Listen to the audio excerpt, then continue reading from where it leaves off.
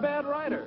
You think so? Mm-hmm. Good style, nice imagination. I think he's a very talented man. Well, thank you very much. Oh, it's nothing really. There's room B, room A. Wonder where room E is. How should I know? Are you going to the Waterbury lecture? No, I'm not. Let's find out where she's going. Oh, Excuse me. I'm sorry. Where's the Waterbury lecture, do you know? Aren't you Owen Waterbury? Yes, I am. How do you do? Follow me. Where are you taking us? Room E. Are you a student or a teacher? I'm a student. Oh, advanced or beginner? What do I look like? Well, You look very advanced to me.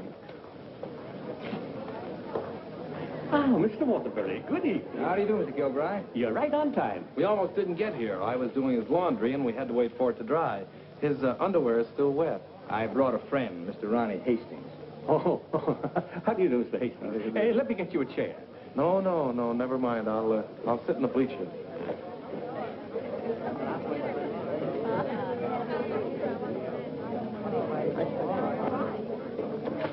Hello. Hello.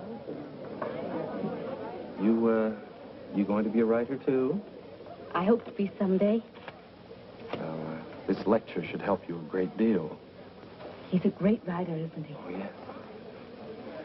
Of course, he gets most of his ideas from me. Excuse me. Yes? You're sitting in my seat. Oh, I'm terribly sorry. Good evening, Miss Gaylord. Hello, Mr. Scott. Anybody sitting here? Yes, Clarence Henderson. But he's out sick tonight. Well, then why did you make me move? Oh, Clarence and I don't speak. Oh, well... Attention, class. As I promised you, our guest speaker tonight will be none other than Owen Waterbury, author of the new bestseller, Last Year's Love. Mr. Waterbury. Oh, louder, louder. That's enough. I understand that most of you hold all sorts of jobs during the day, and yet you've been studying the technique of writing in the evening. Now you're ready to take your pen in hand and go out and conquer the world. You know, I'm hardly the person to tell you how to write because I don't follow any rules.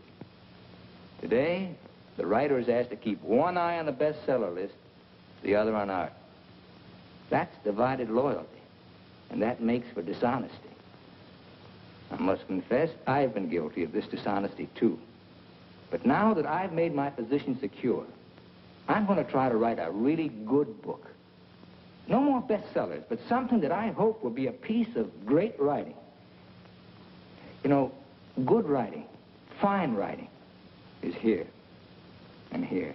The dictionary is filled with all the words you need, but unless the mind and the heart find those words for you, you better leave them in the dictionary. He's so brilliant.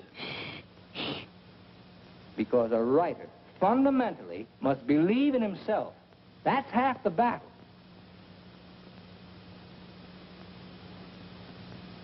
I'd like to interrupt my little talk for a moment to say that I'm going to be in a position to help somebody here in this class.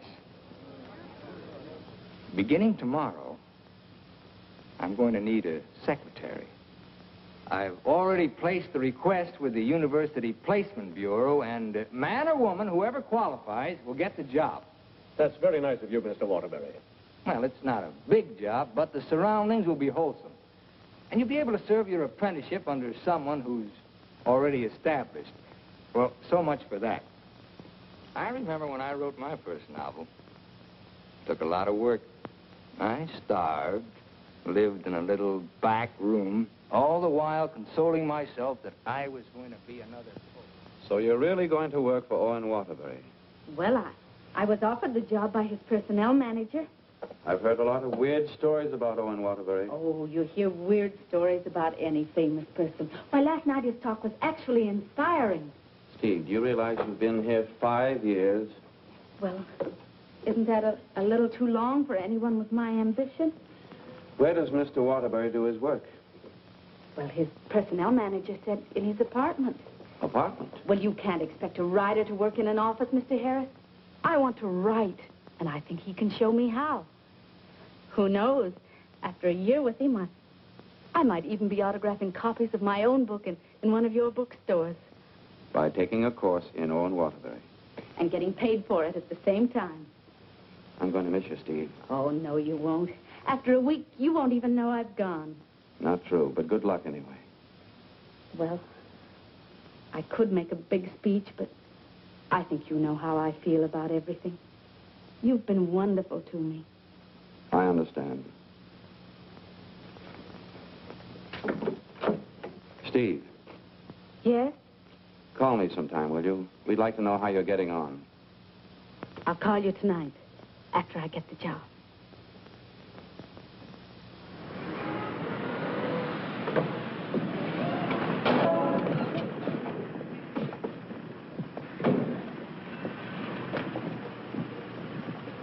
Why don't you watch while you're parking? Well, you can back up, can't you? You got to reverse. Never mind, Bill. Just save your energy for upstairs. Smart guy. Hand me the bag, Bill. Yes, I'll take it upstairs for you, man. Anything drives a cab these days. Apartment 3E. Thank you. Now, just remember, Bill, if he says one word that's out of line, just one word, I want you to buff him right on the jaw. They might take my license away. Not for protecting a lady. Well, come on, in or out. You know, I hit pretty hard. The harder, the better. Is he a big guy? 6 feet of bluff. I'll cut him down. I didn't get this nose for nothing. Are you sure he can't fight? He's a writer. Writer? Fighter? Now, remember, if he just so much as opens his mouth... Don't worry, I'll shut it up. I got a bigger mouth than he's got. I've come for my things. And what's the objection? Evidently, he has none. Follow me, Bill. Now then, I want you to take all the things out of that drawer and put them into that bag. Yes, ma'am. No, not the drawer, just the thing.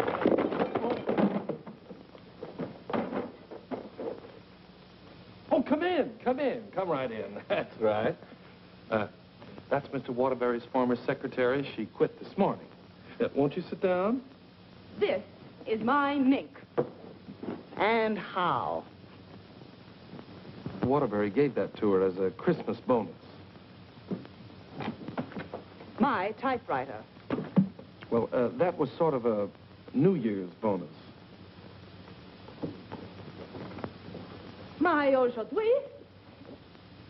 She brought her own aujourd'hui.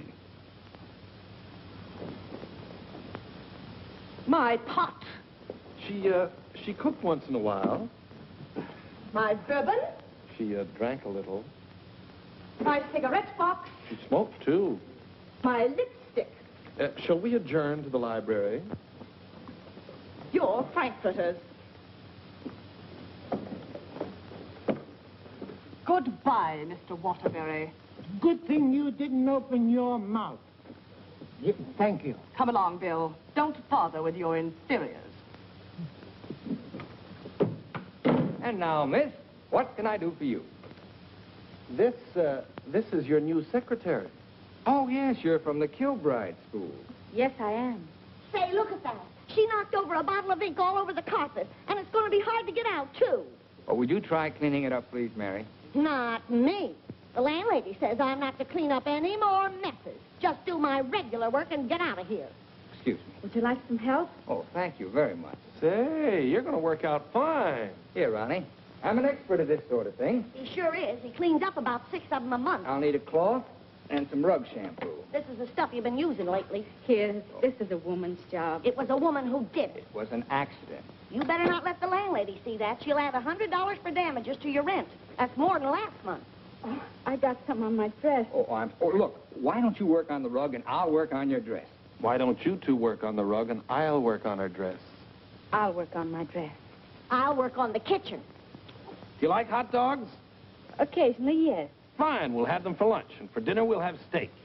Lunch? Dinner, what? I haven't even been interviewed yet. What's your name? Stephanie Gaylord. What do your friends call you? Steve, Oh, that settles it. I think she should be hired. How are you in shorthand? 120 words a minute. Do you do laundry? My own, generally. Well, you're going to have to learn to do silk shirts, 120 a minute. I'll do the cooking. And eating. Do you live here, too? No, I live next door. But he hasn't been there since July. That's because I have no kitchen. Well, we share our kitchen on a cooperative basis. He cooks and he eats. You know, Owen and I went to school together. I was in kindergarten, and he was in the 8th grade. Then I went to high school, and he was still in kindergarten. And then I studied piano and became a character in every Waterbury book. And what were you in last year's Love? I was the chorus girl who studied piano and was very bitter about the world. Where'd you work before? Who, me? I was secretary to Charles Harris. He owns the Harris bookstores all over the country. And how is Mr. Waterbury's latest novel doing? Second only to the Bible. Oh, well, he won't like that. You married, Steve? No, I'm not. Please, Ronnie, I'm not interested in whether or not Miss Gaylord is married. Oh, no. My biscuits are burning. I've had married secretaries before, and, well, their husbands were a little troublesome. They were murder. His working hours are very peculiar.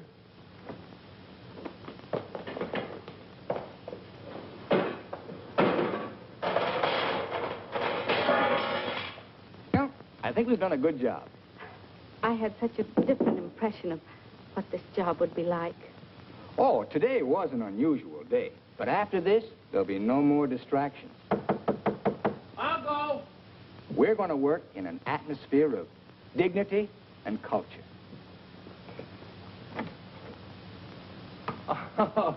It's your bookmaker. Mary, that man's here again. I've heard you. How much do I owe this time? $11. Don't you get me no more of your tips. That horse will come in next time out. Next time I'll be dragging a load of ice. Well, what do we owe you? $278 for Owen and $1 for you. Excuse me.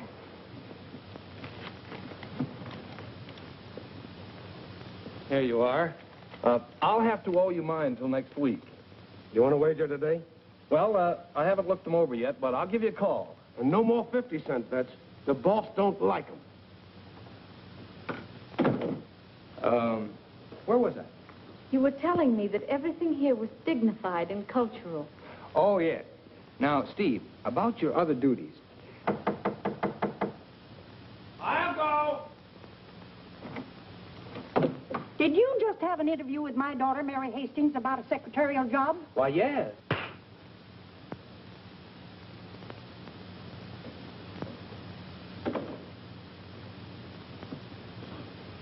I have a message for you. Oh, what's the message? Mr. Waterbury, I don't think I want this job. Well, why not? Well, when you spoke at class last evening, everything seemed so refreshing. And when I read your novels, they were filled with such quality and high purpose. And I'm afraid all that's spoiled now, so no harsh words, no hard feelings, just get somebody else. Well, if that's the way you feel, Miss Gaylord. Are you walking out on Owen Waterbury? Don't beg the girl to work for me, Ronnie. Just call the agency and get another girl. Now, you know you don't mean that. We both like this one. Are you going to let me out of here, or do I have to call the police? They're here already. I came for the rent. Mrs. Reeves, I just mailed you a check this morning. Oh, you always do that, knowing full well that I only live downstairs. Any damage this month? Oh, it's been a very, very uneventful month. Oh, the carpet again. Mercy! This fish belongs here. And this duck up here, you throw the whole room out of contour. Mrs. Reeves, if you'll excuse I heard me... some screaming just outside the door. New secretary? Well, yes. You being hired or fired? Miss Gaylord has just been engaged. Oh, too bad, Mr. Waterbury, because something moved in the apartment upstairs would just fill your every requirement. Well, unfortunately, Mrs. Reeves, the job has just been filled. Well, I want you to meet her anyway. Felicia!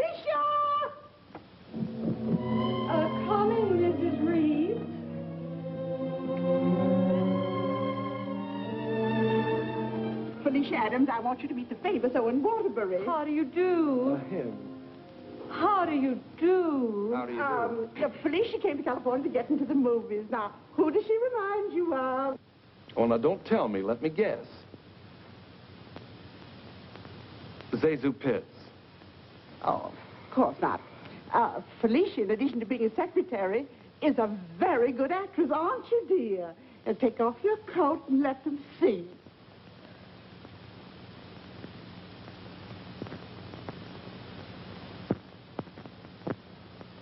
She's got a lot of talent there. I thought you'd think so. I was a model back in Texas, but I came out here for a career. Daddy's financing me. A friend of yours? No, my father. Perhaps Felicia could play the heroine in your next novel when it's made into a movie. She could do that. What's the heroine like? It's a girl from the South. Why, I'm from the South. How perfectly coincidental. She's trying to hook a rich man. She's insincere and a moron. Well, what's worrying you? Well, I'm not so worried about being insincere, but as for being a moron... Oh, now, don't worry about that. You could act like a moron, couldn't you, dear? I could try. Oh, I'm going to dramatic school. Maybe they can teach me to be a moron. If you studied hard enough, yes. It'd take a lot of work. Look, Mrs. Reeves, I haven't even started my novel yet, and it doesn't look as if I'm going to if I'm continually interrupted. Well, we'll leave and let you work. Oh, Ronnie, I'm having a party for 50 guests tonight, and I'm expecting you to entertain for us at 9. Is it informal, or shall I bathe? If you don't care to entertain at my parties, pay your rent. Well, I'm off to the horse show.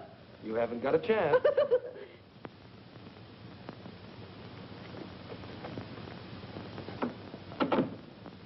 You know, ever since her husband died and left her 7 buildings, she's been a peeping Tom. Now, come on, Steve, let's you and I prepare lunch. Look, I stayed only because I didn't want to cause a scene in front of your landlady, but I'm really leaving now. What an idea. What an idea. Take this down. Come on, take it down. Get the Well, where's your pad? When you've got to have a pad, you can't go to a job like this without a pad. All right, I'll find a pad for you.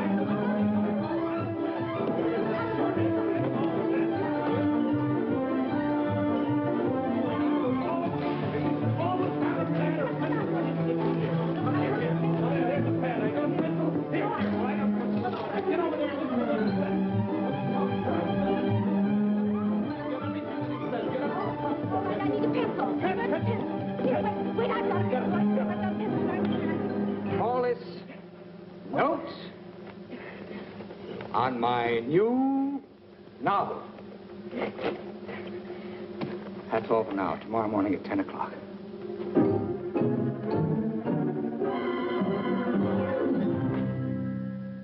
He's incubating. He's incubating at last. Come along. Is he always starting new novels? Yes, always. I remember on last year's Love, I was baking a cake. All of a sudden, he called me out, and I had to start taking dictation. And I couldn't go back until he was through dictating. At 3 o'clock in the morning, we sat down to chocolate-covered ashes.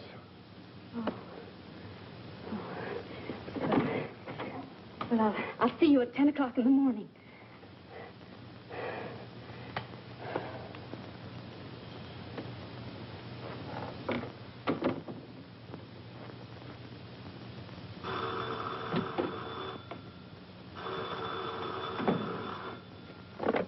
Hello? Hello, Steve. I couldn't wait for you to call me, so I'm calling you. How was the job? Well, I have to make an adjustment, you know. It's such an unusual kind of a job. I can imagine. He started his novel today. Oh? Interesting story? Well, he didn't get very far into it, but I'm sure it's going to be wonderful. He seemed so excited about it. Look, Steve, let's have dinner one night this week. Well, I'll call you the first night I have free.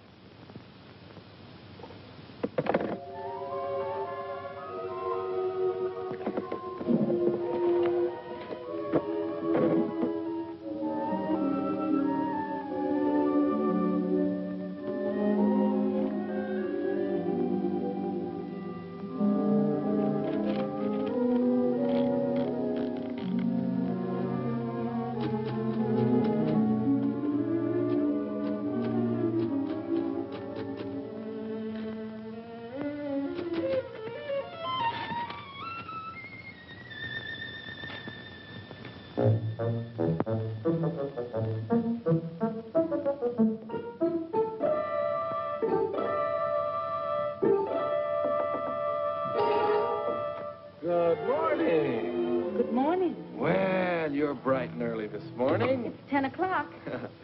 Say, did you ever think how you'd look in mink? Well, I see you've got your pad. Keep your pencil poised. The genius is still dressing.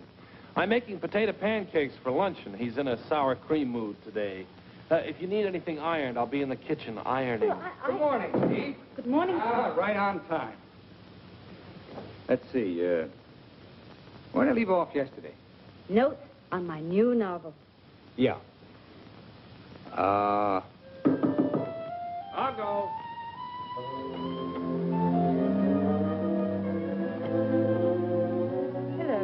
Hello. Hello. Hello. Hello. Hello. Hello. Hello. Now, where did I leave off? Notes on my new novel. Oh, yeah. Make that Notes on My New Novel by Owen Waterbury. That's good. Oh, that's real good. Don't you think that's good? Oh, I like that. Chapter 1, General Introduction of Characters. Chapter 2. Well, I'll do Chapter 2 tomorrow. Chapter a day? That's swell. You sure you're not tired? Miss Gaylord, you stay here and answer the telephone. I'm going to the beach for some salt air. Well, be sure you don't bring any home with you. Right, boy. Let's drive someplace nice, like Santa Barbara. Well, honey, anything you say.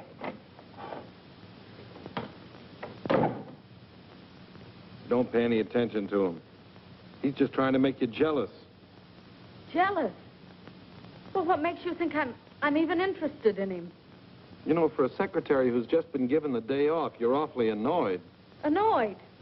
Of course I'm annoyed. I just don't want to sit here doing nothing. I came here to work. I came here to do nothing, and now I'm working. Look, if you get paid for idleness, grab it, you fool. There goes another one.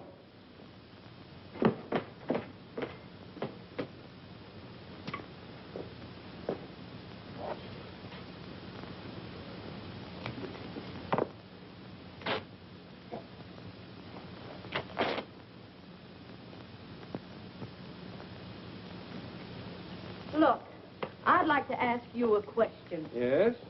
Does Mr. Waterbury intend to write a book? That's a very interesting question. Waterbury's a genius. What do you think he's doing right now? Incubating. Exactly. And whenever he goes through a mood like this, a great book comes out of it. I'll bet he does a lot of writing tonight. Why, honey, you're jealous. Look, I don't even know Mr. Waterbury. At this point, I'm not even sure I want to. Of course not, honey.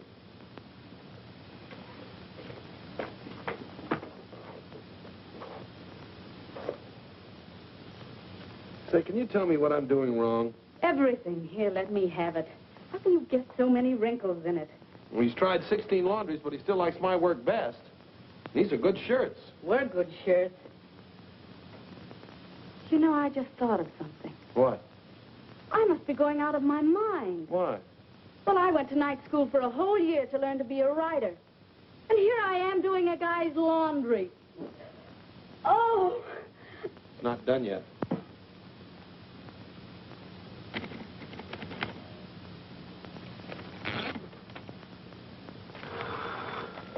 Hello? Miss Gaylord, this is Owen Waterbury. I want you to be here tomorrow morning at 9 o'clock. I've finally gotten the idea. Thank you. You know, Owen, I like that idea. Yeah? I don't think there's a horse in there that can beat him. Never.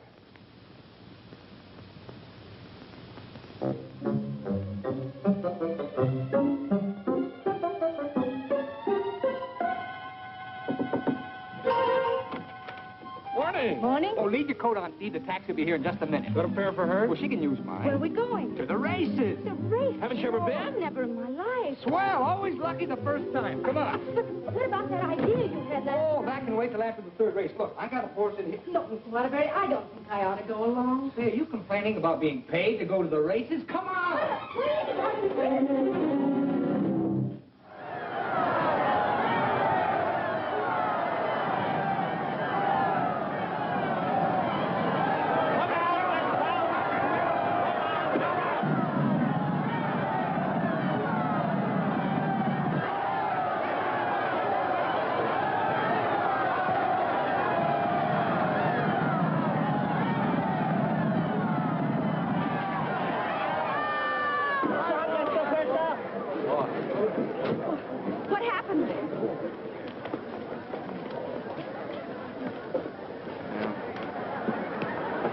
time I take those guys' tips. Well, so far this job has cost me $83. Now, don't worry. I'll see that you get that back. Why should you? I gambled and I lost. Well, losing's good for the soul. We had the 3 best souls in town.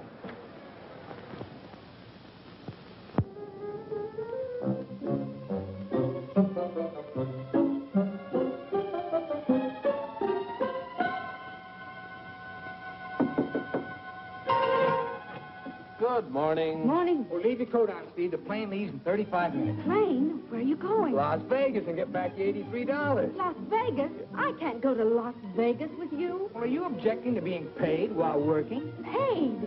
I don't think I can afford to work for you much longer, Mr. Waterbury. Oh, Steve, it only takes an hour and a half to fly. If you catch the evening plane back, you're home in time for dinner. With tons of money. No, I won't go. I just won't go. No, please. Please, put me down. I'm not going to.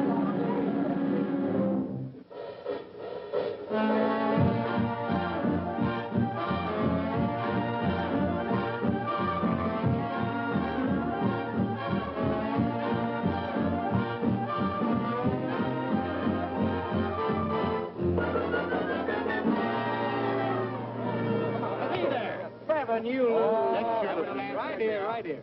No story, Scooter. No dollar bets here. When do you think you're on? Los Angeles? Hit the road. Hit the road. Baby, here we go. Come on. Oh, the easy way. What is your point? Hard way. 4 the hard way. Hard way 4. Hard way 4. Baby, here it comes. There she is. 4. 7, you lose. 7, you lose. Standing on my right again, huh? When are we leaving, Mr. Waterbury? Leaving, I'm stuck 3,000. But you said we'd catch the midnight plane. There'll be another plane at 2, darling. Next shooter, please. Grab the right shooter. Come on, let's go. I thought working for a writer was going to be so uplifting. Perhaps you lose. Perhaps you lose. See what you did? But I didn't do anything. She didn't mean it. What are you grinning about? I'm betting on crap. Everything was going to be so intellectual. Correct again. Too bad, lady. Are you doing that on purpose? Hey, what did I do? You're doing all right, honey. What's her point? Her point is craps. Can't you make anything but craps? I was going to meet only literary people. Correct, Smith. You're my dream girl. Never saw that before. Don't make any more craps, understand? I'll tell him when he comes in. Keep your mind on the dice.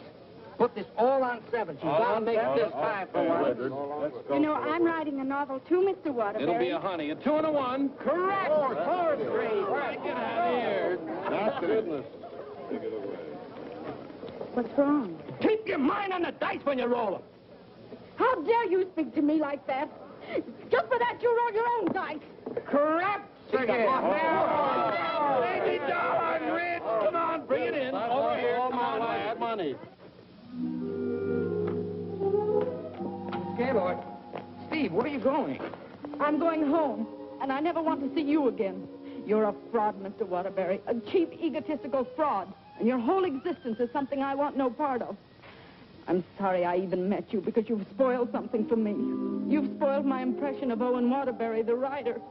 Steve, look, you can't go home alone. I'll take you home. Steve, please sit down, will you? I want to talk to you, please. Steve, honestly, this gambling, it's an insidious thing. It changes a person. I'm really terribly sorry. Well, then why don't you put a stop to all of this and get down to work? I guess I'm afraid. Afraid of what? I'm afraid I'm not the great writer I started out to be. Instead, I'm just a commercial hack. Oh, no, you're not. Didn't you see how everyone at the university treated you with awe and respect? Why don't you write another love story? I'd be going backwards. Backwards? Stick to your last. You know the story of the clown who always wanted to play Hamlet? If you keep telling yourself you're a failure, you'll be one. If I try another love story, will you work for me? If you work, I'll work for you. Thank you. I'm poor again. I just switched to 7s.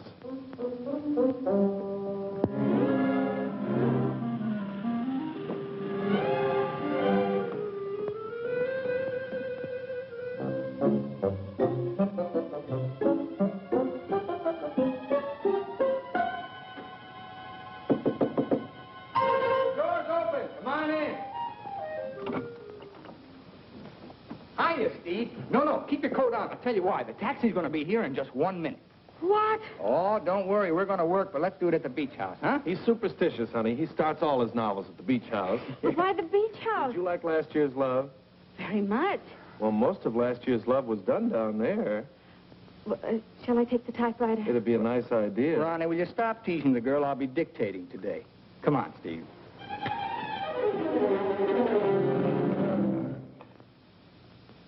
I'll dictate this in outline form, and then I'll polish it up later. Yes, Mr. Waterbury.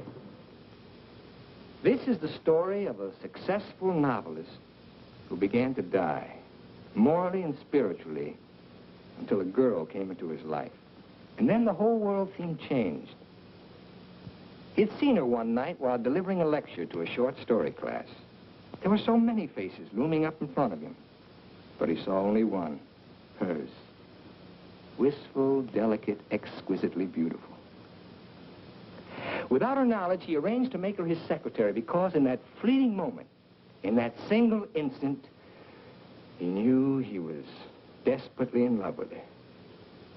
One day, he asked her to go to his beach house and work there because he wanted very much to tell her the way he felt, but he lacked the courage. Mr. Waterbury, Miss Gaylord, when I'm working, I don't like to be disturbed. Sorry. Where was I? He wanted very much to tell her how he felt, but he lacked the courage. Oh, yes. Now here she was, seated before him, tender and fragile as a poem. He had looked around a corner to corner, and there she was. Oh. What's the matter? Oh, I broke my pencil. Here you are. Let's continue. He was tempted to take her up in his arms and sweep her to the summit, but he didn't dare. He knew very little about her, yet there was nothing else he needed to know. As he strode up and down the room dictating, he looked toward a polka dot necktie. What's the matter with you? Nothing. Oh. Where was I? Polka dot necktie. Oh, polka dot necktie. He was impressed by the loveliness of her hair, her soft blue eyes, her delicate mouth.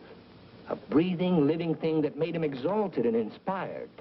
He wanted to take her in his arms and smother her with kisses and drown himself in the beauty of her soul, but he was a coward. How do you like it?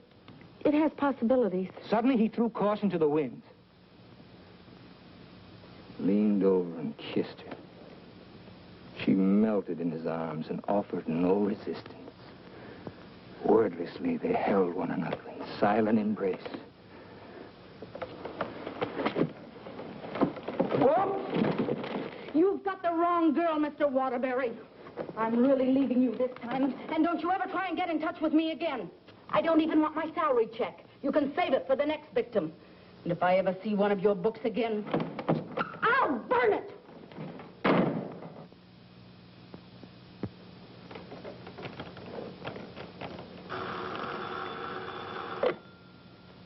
Hello. Oh, hello, son. I just thought I'd call you and let you know I made dinner for the three of us. And ask Steve if she likes popovers. Steve's just quit. Yeah. I'm dictating a harmless little scene. Suddenly she takes offense, slams me on the couch with a hammerlock, and walks out. Is she insane? Well, I'll call the agency and get them to send over another girl. I better get one who likes broiled chicken, because that's what we have for dinner. Don't call anybody. I'm not going to go to work for a long time.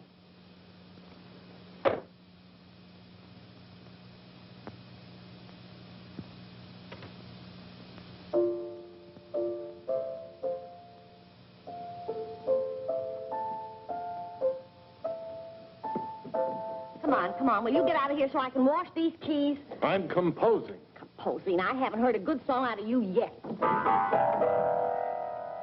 That's it. Give me that again. Thank you very much. What are you calling that thing? I got a cold in my nose. Come on, sing it. Oh, Mr. Ronnie, Oh, don't be silly. I just want to hear the quality. Sniff, sniff, here's a handkerchief. Ka-choo, ka-choo, gesundheit to you. Let yourself go and blow. Oh, let yourself go and blow. Sad, ain't it?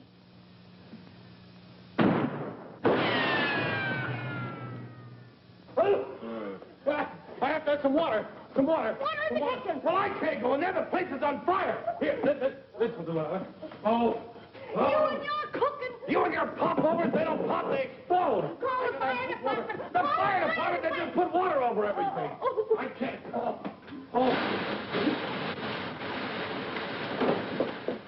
I'm going to tell a landlady on you. Oh, I'm going to tell a landlady on you. No. Well, I'm not going to clean up this mess. All right, just for that, you won't get a piece of pie. What's in that garbage can? Pie? 30 misses out of 31 tries.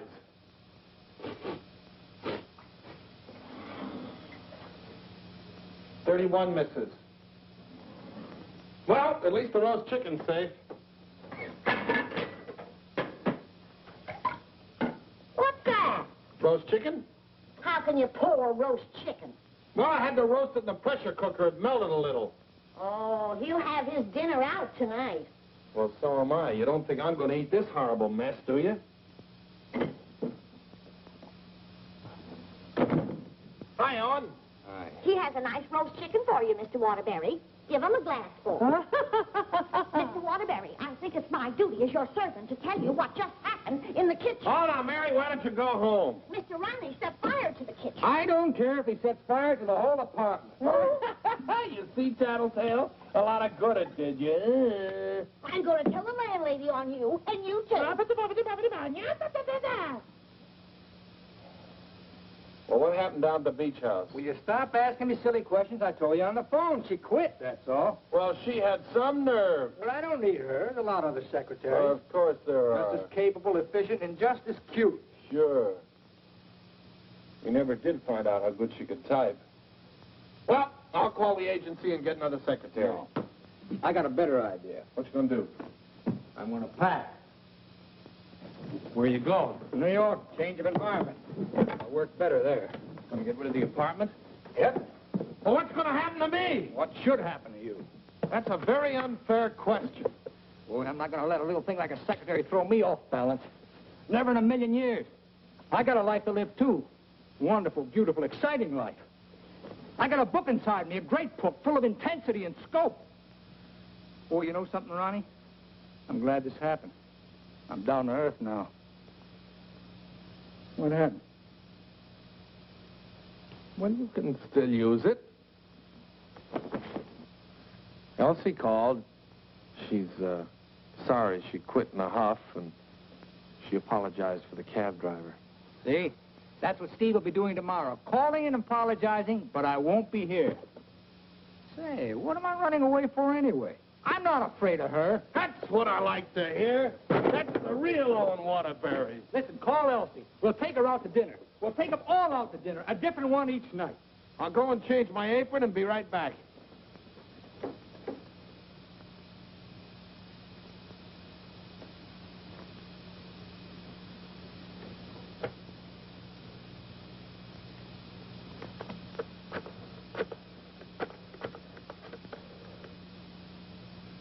Brian Detective Agency? This is Owen Waterbury. Yeah. Look, I want you to shadow a girl for me. Stephanie Gaylord. Now, let's all try to have a good time tonight, okay? I'm willing. Are you, Ronnie? I'm willing. Good evening, Mr. Waterbury. Hello, Francois. Here, why here? I like it here. You've always hated the Ridgely room. He's joking. I'm not joking. You've always hated it, hasn't he, Elsie? I thought so. I've always hated it. Mr. Waterbury, there's a gentleman here to see you. Gentlemen? Oh, yes. Ronnie, will you take Elsie to a table, and I'll join you in just a minute, huh? All right, but don't leave us. Don't stick Elsie with the check again. Antonio, table 3. Table 3. Where is he? Alcove 2. Oh. Good evening. Is that the gentleman? Yes, sir. Hello. Did you send me that message? Yes. Brian Detective Agency. Devon is the name. Well, how'd you find her so fast? That's my job. There she is, right over there, with a man. Who's the man? I don't know. Do you want me to find out? Of course I do. All right, I'll start shadowing both him and her. I want you to find out everything you can about her. I think she's in love with him. She your wife? No, my secretary. I get you. Look, I want nobody to know about this. Don't worry. The way I operate, even you won't know about it. Can you check a pass for me? It'll be expensive. Well, why? The unknown quantity. We've just finished checking on a girl. Took us a year to get her pass caught up with her present. Do a good job. I will. Take care of my check. Yes? Yes, give me a pack, please.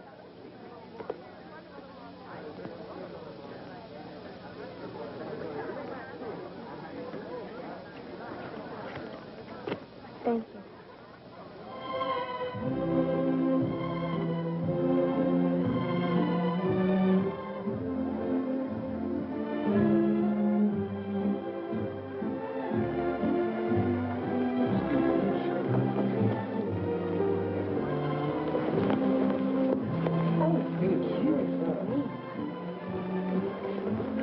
Oh, excuse... Hiya, Steve. Hello, Ronnie. Don't talk to her. I'm mad at her. Oh, I forgot. Good evening. Good evening. You know him? Uh-huh. He's my new boss, Your new boss. What's his name? Charles Harris, the bookseller. That's Steve's old boss. He's not so old. How dared you go work for him? Listen, Shakespeare, I'll work for whom I please. What, did you have to pick on her old boss? Didn't she pick on mine? When Mr. Harris called the employment agency, he asked for somebody with literary experience. How did you qualify? You used to work for Waterbury. Steve, with her principals out with her ex-boss. What about Elsie? Who's she out with? We're talking about Steve and her principals. Leave mine out of it. You know, I bet Harris hired you just to spy on me. Well, you're not very complimentary. I happen to be an excellent secretary. When did you learn to type, dear? Has he been questioning you about me? Only the normal questions about my experience. You didn't talk, did you? Ronnie, will you stop looking at everything as one big, long laugh? Oh, I've got a lot for you, lover boy. What? They're going to be married. What? They're going to be married. Where are you going? I'm going to talk to her. Your order, please. A broiled chicken. Yours? Well, I'll have a glass full, too. Hello. Good evening. Mr. Harris, Mr. Waterbury. Well, congratulations. I just heard the good news. What good news? How about you marrying Stephanie? May I dance with the bride? That's entirely up to her, isn't it? May I? Thank you. Not at all. So she decided to get married to the wrong guy. Are we going to dance, or are you going to dictate a novel? Oh, now why should a nice, intelligent girl like you marry a man she doesn't even love? For your information, I'm not marrying anyone. Oh, well, now I respect you. You respect all girls who decide not to get married. Going back to work for him? Is this a quiz, or are we going to dance? Well, it could be both. Say, how would you like your old job back? Better terms? Not interested. I'll throw in a bonus. Marriage. Mr. Waterbury, you talk about marriage as though it was something cheap and vulgar. Who else but Owen Waterbury would invite you out for the evening and dance with another girl? I would. Say, why don't you pay him back and dance with Mr. Harris? I wouldn't think of dancing with my boss. This is me you're talking to, remember? Well, I mean, not until I've worked for him. For a few days. Well, that's a nice sentiment. Steve, you're in my arms at last. I'm holding you at last. We're dancing. You may be dancing, but I'm holding you. Oh, like the tide, you go out, but you also come in. Owen Waterbury, you're the most maddening man I've ever met. Listen to me, Steve, I love you. Everything I dictated at the beach house, I meant, but it was too much of a coward to say it out. I love you, Steve. Marry me. Take a chance. This is me, the author with beautiful words, but I'm stopped. All I can say is, I love you. Marry me. Your chicken, madame. And your chicken in the glass, sir.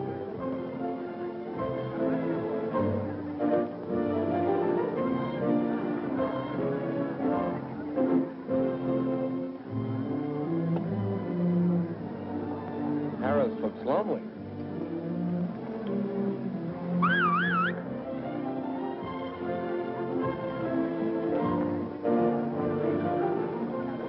Mr. Harris, this is Ronnie Hastings. How do you do? Won't you sit down and have a glass of broiled chicken? Thank you. I think I will.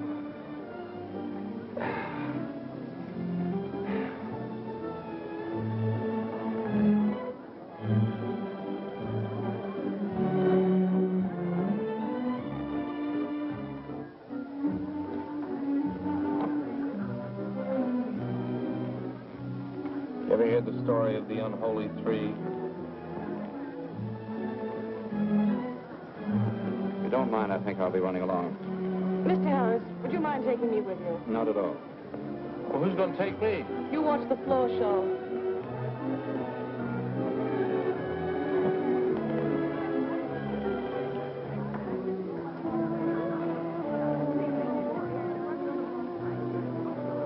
Want to dance? I'd love it.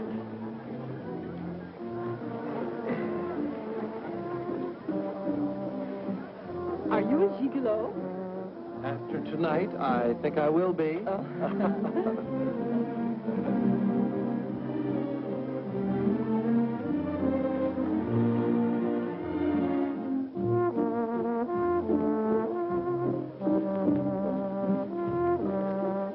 Isn't life strange? When one gets up in the morning, one never knows what one will be doing in the evening, does one? Oh, dear.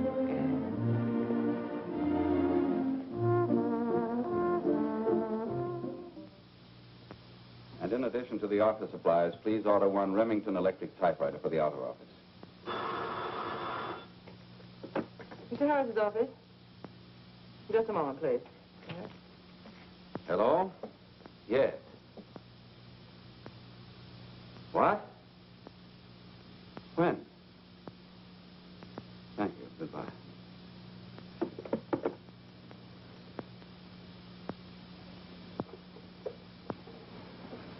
What's the matter? Is anything wrong?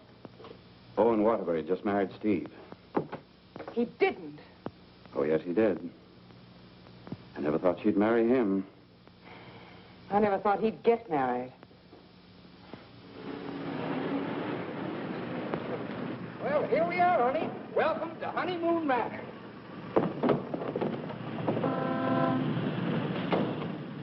Congratulations! Hi, Ronnie. May I be the first to kiss the bride? Or am I the first? I'm not a very wide-awake bride. Honey, let's get some sleep, and then we'll go over to the beach house, huh? How long you been driving? 24 hours. Las Vegas and back. Ow. Hey, whose bags are these? Oh, those are Felicia's. As soon as I told her the news, she decided to move out. It's a good idea. Darling, this is quite a threshold. 3 stories up. Well, we can use the threshold upstairs. Oh, good idea. Hiya, Felicia. Congratulations. You did very well. She certainly did. I'll get you moved in as soon as I get her moved Okay. out. Why don't you try the building next door, dear? Driver, old lady's home. Whoa. Hello, Mary. I'm so happy for both of you. Well, thank you, Mary. Very sweet. Yes, darling. Hello, darling. Hello, dear. Votre bagage, madame et monsieur? I made a wedding breakfast. Spaghetti and meatballs. Look, Ronnie, I know you're trying to be helpful, but, well, this is our honeymoon, and, well, we'd like to be alone. Oh, sure, sure. Say, Steve, be nice to him, will you? He's my only means of support.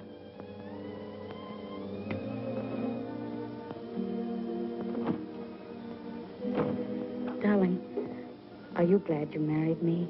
Oh, what a question to ask me now. Well, it was on the spur of the moment, and you do change your mind so. Darling, I'll never change my mind about you. You're the first nice thing in my life. Could you tell me where is apartment 3E? Who are you looking for? Isn't that the business of the people in apartment 3E? It's the next apartment down the hall, sir.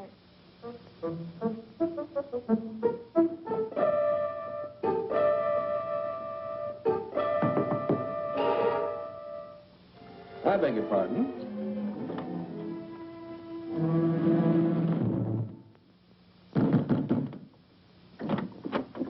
Yes, and what can I do for you? I have a message for Mr. Waterbury.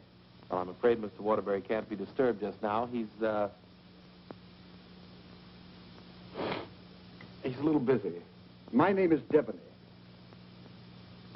Will you tell him the woman he's interested in got married?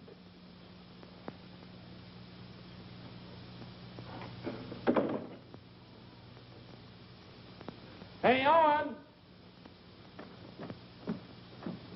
You got a minute?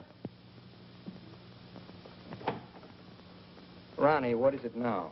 There's a fellow was outside, said his name was Devney. He had a message for you. I don't know any Devneys. He said the party you were interested in got married. Well, congratulations. So did I.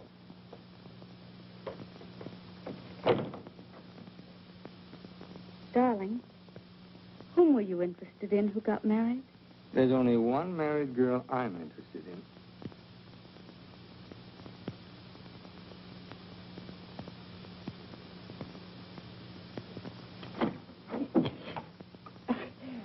You tell Mr. Waterbury I won't see him right away, and I mean immediately. Owen! Horrible Hannah's here. We call you that affectionately, dear. Now what is it? Oh, excuse me. I didn't know your secretary was working late. They're married. Married? Well, as his wife, she might as well be in on this. Just what can I do for you, Mrs. Reed? I've come for the rent. But I paid you the rent on the first, Mrs. Reed. I've had to make a new rule, Mr. Waterbury. I don't take bad checks. When'd you make that rule? Since you moved in. Darling, do you happen to have $485 in the bank? I think so. Well, could you write me out a check till I get this thing straightened out? I can't understand how my account got so low. That $6,000 for the crap game? Oh, yes. And the $2 for the marriage license? One has to live. Thank you, dear. Thank you, Mrs. Waterbury. I never thought I'd ever call anybody Mrs. Waterbury. Oh, well, I'll just walk you down the hall. Oh, thank you, Ronnie. Is this any good? She's loaded. Well, I suppose an explanation is in order. You don't owe me an explanation. Oh, but darling, I want to explain. Oh, excuse me.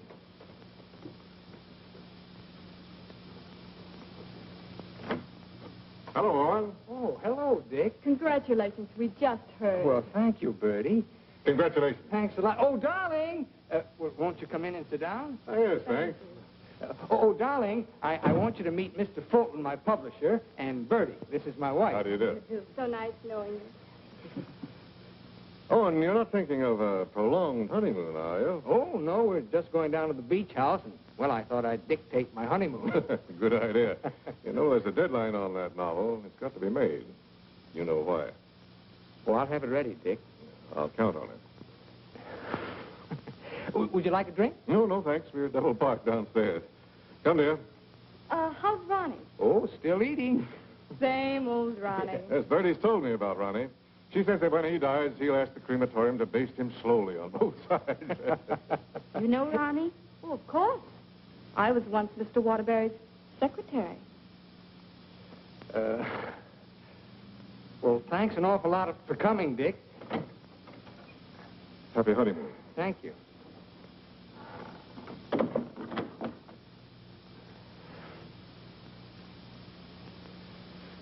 Darling, why did Mr. Fulton look at you so accusingly?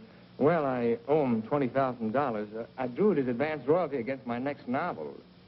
And that mink coat Mrs. Fulton had on, is that one you gave her? Oh, Bertie meant nothing to me. I'd written a bestseller, and I was throwing money around like water. You can always take it back and give it to Mr. Fulton as part payment.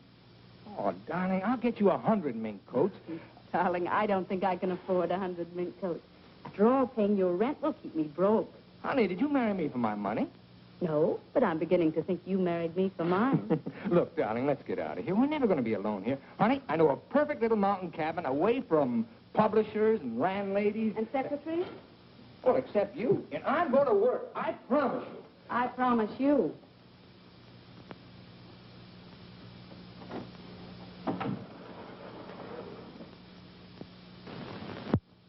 How long did you work on this book, Owen? 4 months. I'm rather proud of this one, Dick. Where's Mrs. Waterbury? Oh, Steve's down at the village getting groceries. She wants to prepare you one of her special dinners. Well, I'm afraid I can't stay for dinner. I have to catch that next train back. Dick, let's drop the suspense. How'd you like the book? I'm going to let you have it right between the eyes, Owen. You don't like it? I hate it.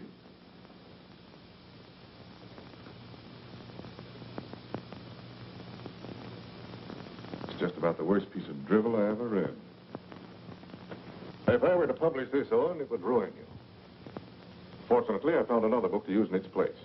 What's the matter with me, Dick? Am I through? Of course not. Every top-flight novelist has a bad book in him. But how am I going to pay you back your money? Well, don't worry about that. I'm sorry, Owen. Darling, I got some of that wonderful venison. Why, hello, Mr. Fulton. It's so nice seeing you again. Miss Waterbury. Do you like venison? Well, I'm afraid I can't stay. Well, why not? I've got some very important business in town. Well, I'm very sorry. I was going to fix you one of my special dishes. Oh, I'm sorry. Well, some other time. Goodbye, Mrs. Waterbury. Goodbye, Mr. Fulton. Goodbye, Owen. Goodbye, Dick.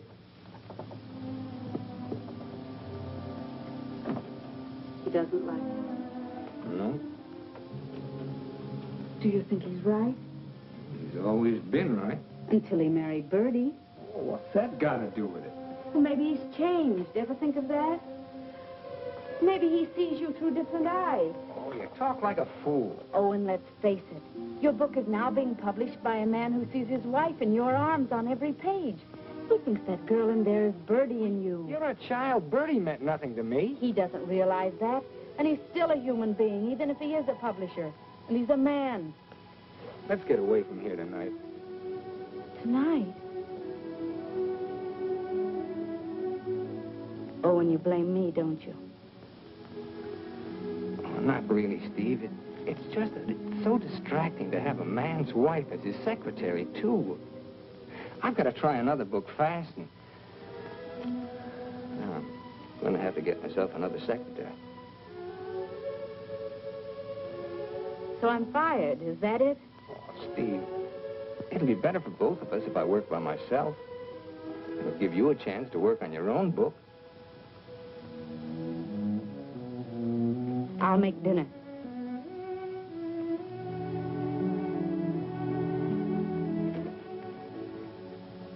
Owen, I finished my book. Oh, you did? Well, I'd like to read it. It's been on your dressing room table for 2 weeks. Oh. Well, I'll read it on the train. Don't bother. Oh, you're hurt. No, I'm not. You call and get tickets for the train and send Ronnie a wire to get you a new secretary.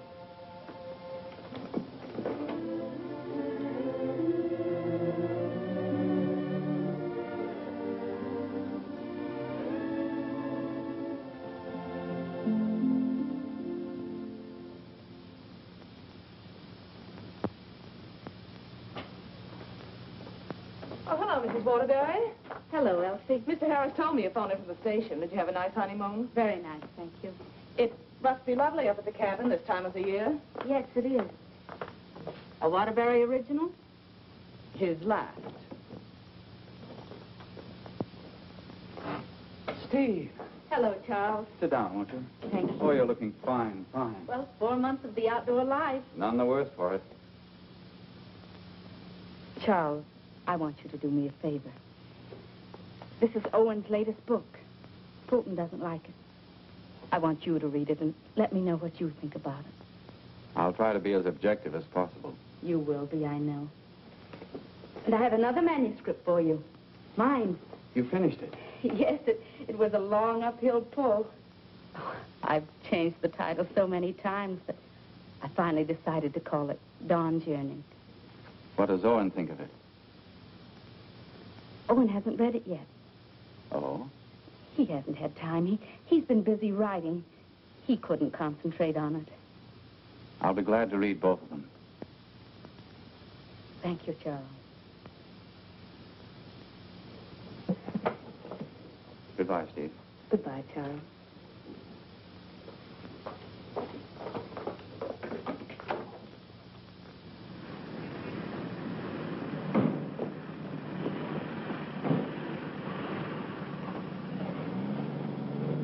I was on the 3rd floor, but I can't find the Waterbury apartment. Well, here's Mrs. Waterbury. Well, how do you do? The employment service sent me over. What for? Oh, Mr. Waterbury wants a new secretary. Oh, is that so? Yes. Well, follow me. Oh, thank you. I know it's going to be so exciting working for Mr. Waterbury. You just love it. I know I will. You know, this is such a rush call, I hardly had time to dress. Your dress is beautiful. Oh, thank you so much. You know, I make my own clothes. Oh, really? Yes. Come in. Come right in, Miss... What did you say your name was? Hilda Schneebacker. Miss Schneebacker. Owen, darling, this is your new secretary. How do you do? This is my husband, Owen Waterbury, and this is Ronnie, our next-door neighbor. How do you do? Can I get you something to drink? Oh, have you any beer? Well, I should say we have. And we have pretzels, too. You know, I could just drink a barrel of beer. What did you ask for on the phone? I thought they knew our account. Dope. Oh, don't bother.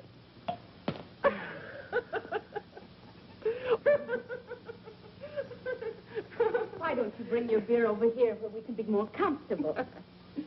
Oh, do you do laundry, Miss Schneebacher? Just shirts and socks. I don't like to do sheets. Well, sit down, please. How are you on handicapping the horses, Miss Schneebacher? Oh, yesterday I picked 2 winners. Played them both right on the schnozola. Oh, and I think she's enchanting. What size coat do you wear? Do you have to wear a coat on the job? Oh, Mr. Waterbury likes to give all his employees mink coats for Christmas. Oh, I wish I'd known that. I could have saved the skunk's life. I wonder who she means. I'm going to love this job. You're all so nuts.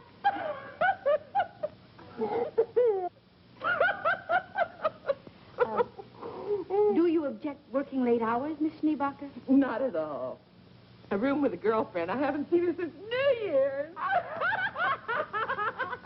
Miss Schneebacher, I'm afraid this job's going to be a little too much for you. But why, Owen? Well, you see, several parts of my new novel are mostly in French, and, well, I'm sure you don't speak French, do you, Miss Schneebacher? Studied it for 6 years. Once I had a French boyfriend. We had no trouble. Yes, but how's your shorthand? Shorthand? I don't take shorthand. You don't take shorthand? Well, no. The agency said this was strictly a typing job. Oh, no. This is mostly a shorthand job. But I could learn it. No, I know I'm that afraid not. Well, guess that lets me out. Leave the glass, please. Oh. Thanks for the beer.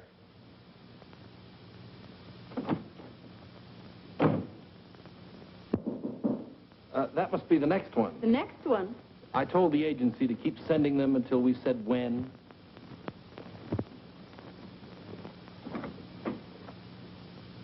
How do you do?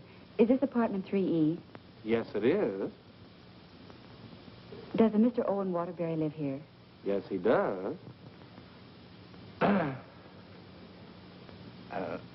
I'm Owen Waterbury. Oh, Mr. Waterbury, the agency sent me.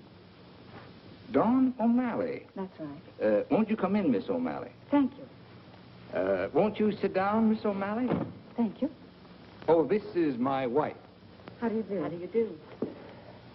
You take shorthand, of course. Yes, 120 words a minute. Oh. Do you speak French, Miss O'Malley? Ma mère, elle était française. Et mon père aussi. Vous avez raison, elle n'est pas pour le problème. Dites-moi, Mademoiselle O'Malley. Are you married by any chance? Yes, I am. But the divorce comes final next week. I see. When would you like me to begin? You have begun. Oh, thank you. Steve, shall we prepare lunch and leave them alone? I think they'd like to get to work. All right.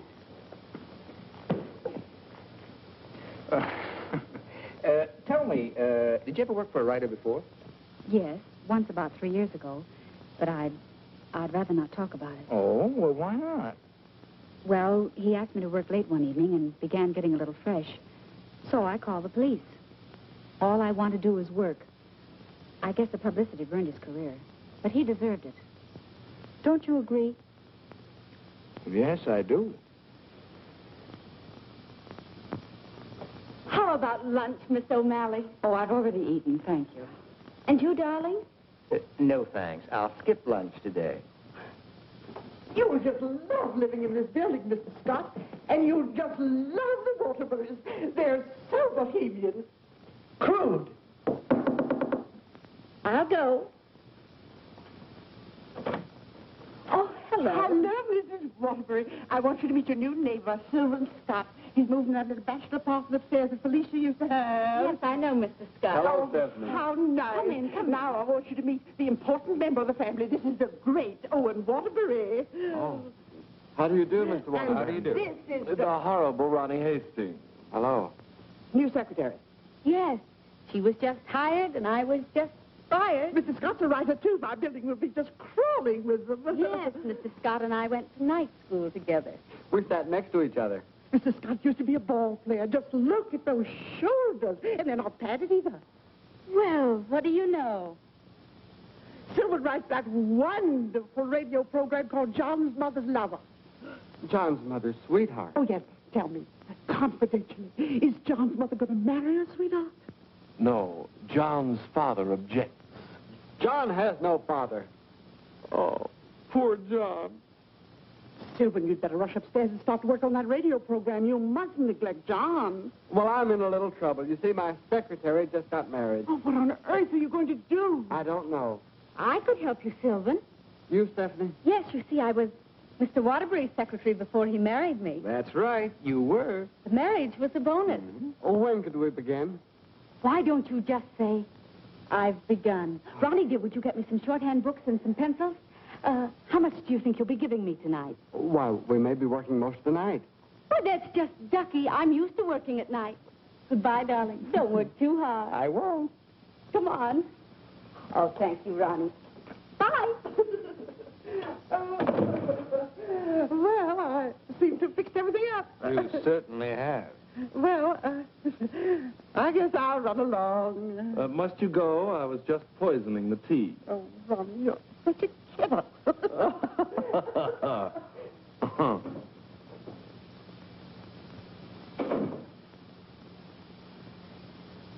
You know, you're going to really like it here, honey child. Watch your hands. I don't tolerate familiarity from anybody, and I mean anybody. I once ruined a man's career, and don't you forget it. Miss O'Malley, you may have the day off. Why don't you make it a year? But I haven't even begun yet. Oh, that's all right. You get paid just the same. Oh, well, all right. What time tomorrow? Oh, any old time. Suit yourself. But I don't understand. Well, how about noon? All right. Thank you.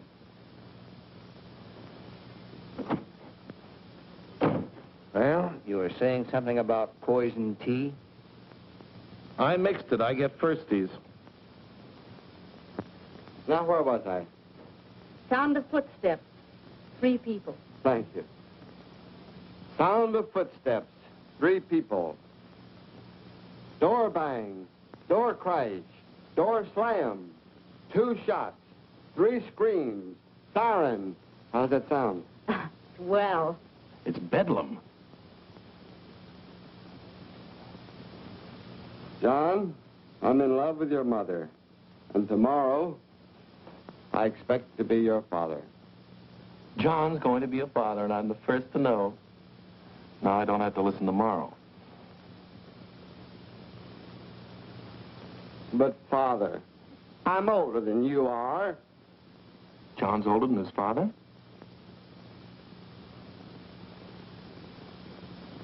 What happened? That's what I'd like to know. I don't know. But don't you worry, Miss Waterbury. I'm not going to do anything.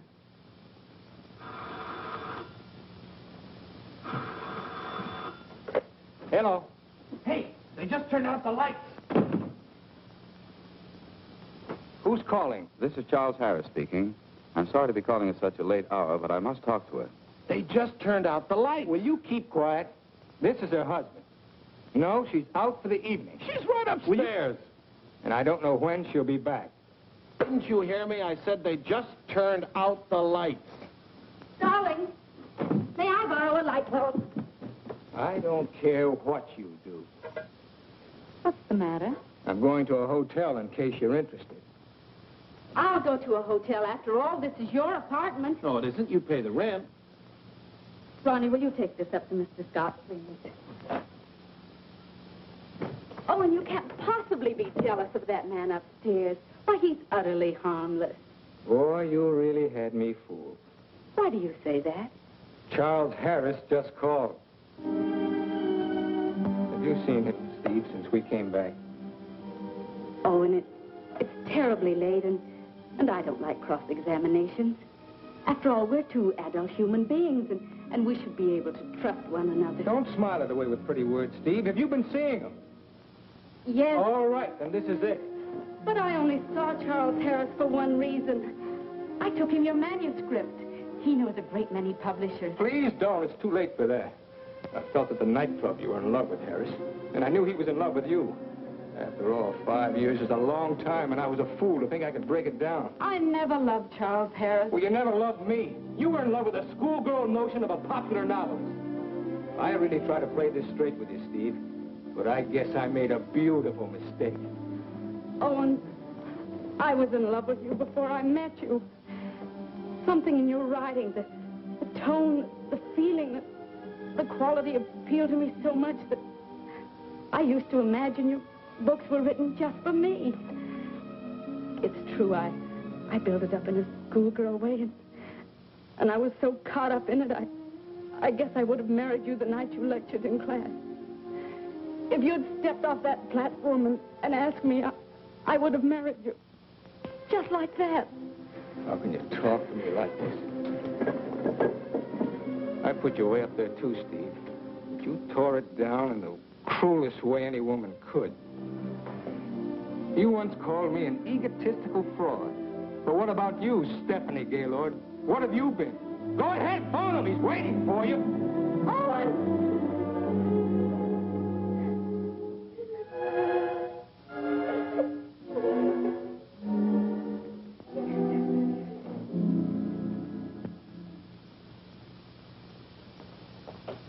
Good morning, Mrs. Waterbury.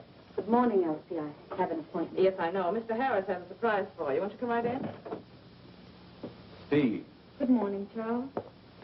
Stephanie Gaylord, this is Mr. McNally, Mr. Hudson, Mr. Burke of the Literary Times. How do you do? How do you do? How do you do? So you are Stephanie Gaylord. Sit down, Steve. It's a big morning in your life, Steve.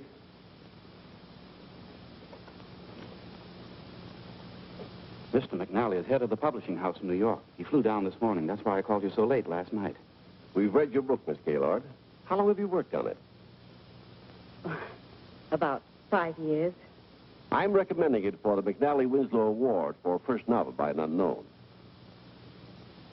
I didn't know you were going to show my manuscript to anyone. I couldn't do anything else after reading it. But don't you see what this will do to Owen? What has Owen got to do with it? Well, Owen's the big guy in my family, and his novel's just been turned down. And if this happens on top of that, it would just about destroy him. He has to have a sense of importance. He's lost all faith in himself. You mean your husband would feel a sense of competition with you? You don't understand, Mr. McNally. Owen's in trouble. And as his wife, I have to help him climb out of it. Steve, I thought you wanted to write more than anything else in the world. I thought so, too, before I married Owen. What about Owen's manuscript? Did you read it? Yes, it isn't bad. It's good. But it doesn't have what this has. This has greatness.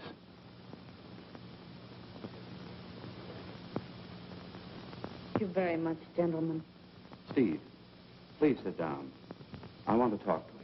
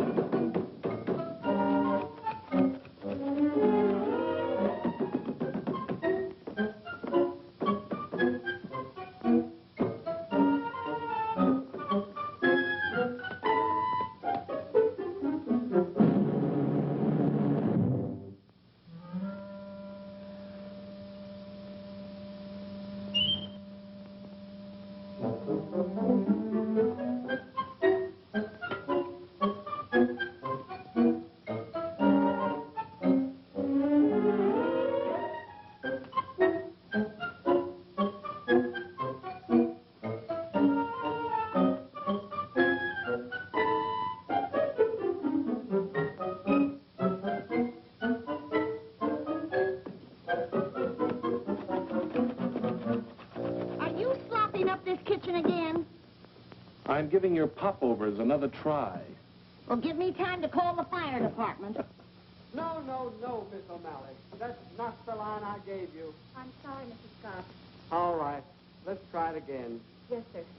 John, Mother, I've changed my mind. I don't like your sweetheart. Mother, well, I like him. That's all that matters.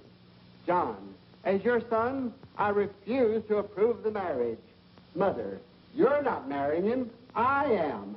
How does that sound? Stinks. Amen.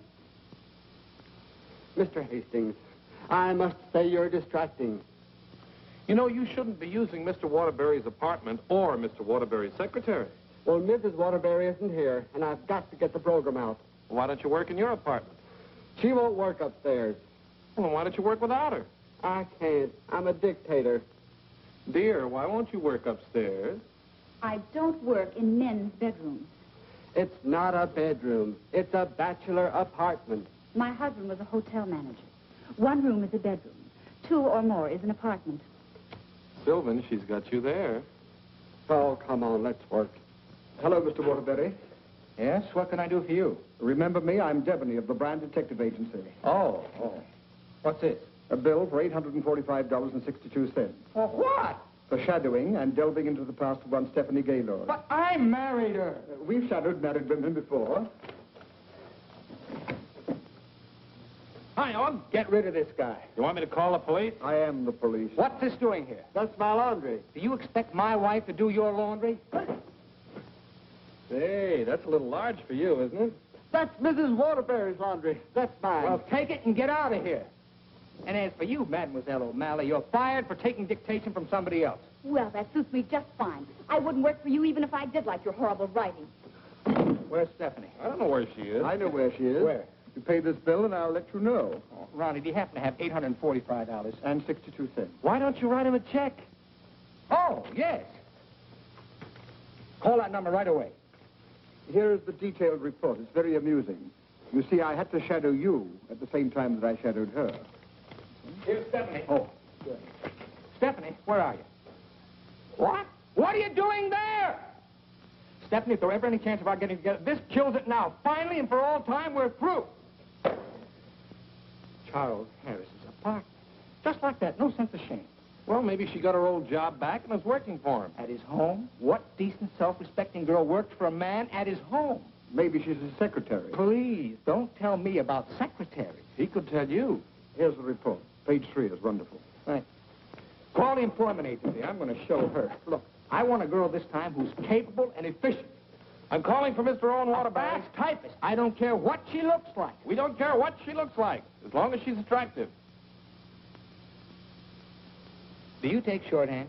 Oh, but of course. 120 words a minute. Mm-hmm. And, what did you say your name was? Miss Pigeon. Her name is Miss Pigeon? Everybody says I'm flighty. Where did you work before? I'm just out of secretarial school. I think it would be wonderful working for you, Mr. Waterbury. You see, I hope to be a writer myself someday. Oh. Have you ever been married? Oh, no. Never. And you have no objections to working on weekends? Oh, not at all. My time's completely my own. And you think Mr. Waterbury's just wonderful? Mm-hmm. This is a clay pigeon. I've come for my things. Follow me, Bill. I know just where to go. I want you to take everything out of that drawer and put it in that bag. Right. I knew you'd come back. But it's only for a moment. Where's the mink coat? I didn't get a mink coat. Come into the bedroom, Bill. What's the matter? Short of minks? Hey, haven't you been here before? Sure. I came with the other one. I got a cab stand downstairs now. If you need a cab, just open the window and holler. Well, I'm going to do a lot of hollering now. That's his former secretary. Get my bag and things out of the closet. Oh, so you're not in love with Harris, but you go to his apartment. You wouldn't let me explain, and now I'm not going to. Explain? What kind of an explanation could you make anyway? Doesn't matter anymore. You're right, it doesn't matter anymore. Isn't she getting awfully personal? What a wonderful typist. Charles Harris's apartment. Just like that. Just like that. Anything else, miss? Yes, my picture.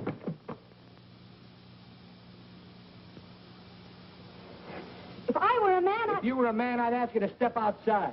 Go ahead, hit me. I dare you. Did he slap her? I should say not. She slapped him. I've known all along why you've resented me. It was because I liked your novel, and I told you so. You think you've wasted your time. That's your tragedy. My only tragedy is you. I'm going far, far away from here, and I'm going to write a book about you. I'm going to call it The Heel and His Victim. That's a very horrible title. It'll do. Goodbye, Owen Waterbury. And don't you ever try and get in touch with me, because I want no more of you. And that goes for me, too. Where's Miss Pigeon? She, flew the coop. Where do you think Steve's going?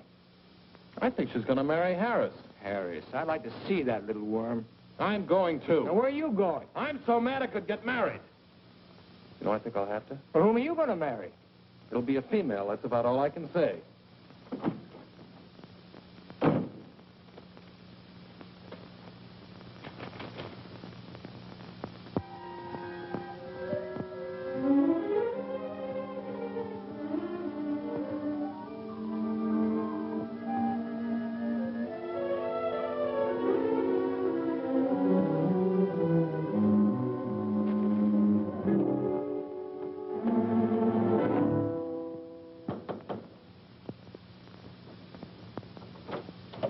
I'd like to see Mr. Harris. Your name? Owen Waterbury. Excuse me, sir. And excuse me. I didn't mean to disturb you and my secretary. Your former secretary. Oh, I didn't know you were in the middle of dictation. Your sarcasm is quite uncalled for. Of course, I don't have to tell you what I think of a man who behaves this way with a secretary. You keep out of this, Elsie. Look, Charles and I are going to be married. Congratulations. What? Just where does that leave my wife? How do you suppose she's going to feel about this? She's in love with you, you know. You never deserved as fine a girl as Stephanie anyway. You know, Harris, I've always wanted to tell you that I really think you're a crude person. Your motives are very obvious. You've given me a lot of grief ever since I married Stephanie, and I came up here to tan your hide. So put up your hands and defend yourself like a man. Oh, you can't nobody's hide. Oh, listen to me, you fool. Why do you think Stephanie came up here in the first place? Because she wrote a novel and Harris wanted to have it published. But she didn't want that. She was afraid it would hurt your vanity and wreck your marriage. She wanted him to help you instead. Oh, look, I've read your last book, the one Fulton turned down. It's grand, it's exciting, it's wonderful. Fulton's wrong. He's just jealous because of Bertie, and it's all your own fault, Mr. Great Guy. You know, someday Stephanie's going to be a better writer than you are. That's my opinion, and you've always valued it. Here, Stephanie's novel. Read that and really get jealous. You know, you're not going to get her back. She's gone away, and it serves you right. I hope I kicked a little sense into you, but I doubt it. Goodbye, Mr. Waterbury.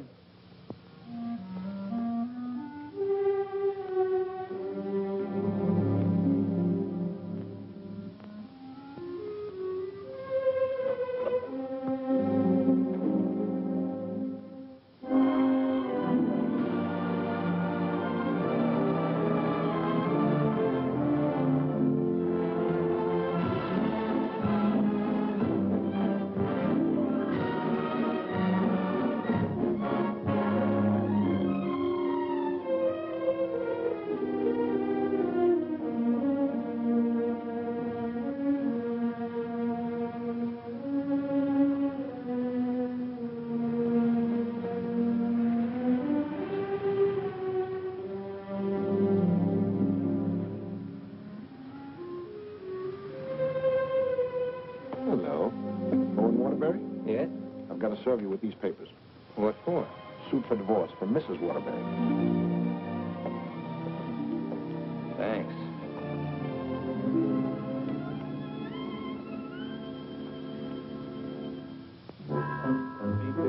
First love of your last right when you get out of the elevator.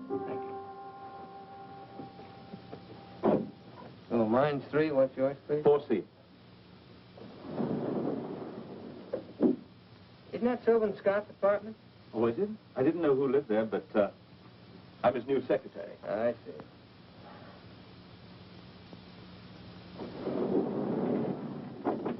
Good luck.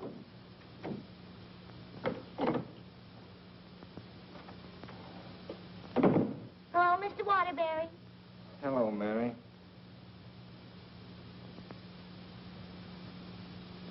You want a drink? Well, I guess so. Mary, did you see Ronnie around? Well, I haven't seen Mr. Ronnie in about 3 days. But I heard Kelly got married. Married? See, that's funny. He didn't even invite me to the wedding ceremony. Me neither. Ronnie gets married. I'm getting a divorce. Did you know that, Mary? Mrs. Waterbury's divorcing me. I sure was sorry to hear that, Mr. Waterbury. She was an awful nice person. So was you. At times.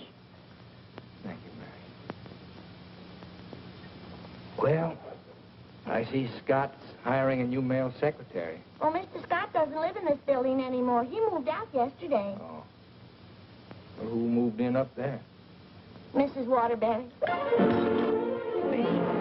Yes, she's a big writer now. Well, of all the nerve, I'll fix her. She can't do this to me.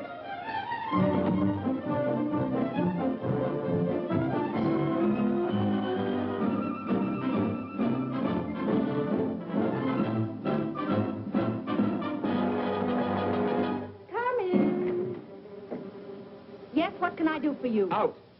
I said get out. But I don't understand. Don't you listen to him. This is my wife.